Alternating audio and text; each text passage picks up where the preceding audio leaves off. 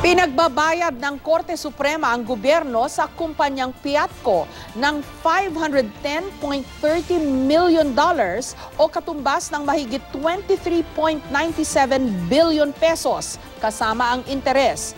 Ito'y bilang just compensation o karampatang kabayaran sa pagsamsam ng gobyerno sa NAIA Terminal 3 taong 2004. Matatanda ang pumasok sa isang concession agreement sa gobyerno ang Piatco noong 1997 para sa pagpapatayo ng NAIA 3. Kumuha noon ng 2 Japanese contractors ang Piatco para sa proyekto.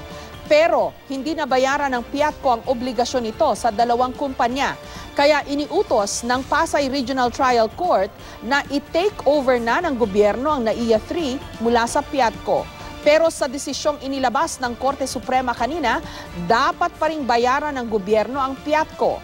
Gayunman, wala na raw habol ang Piatco sa kinita ng NAIA 3 mula nung patakbuhin ito ng gobyerno dahil sapat na raw ang just compensation.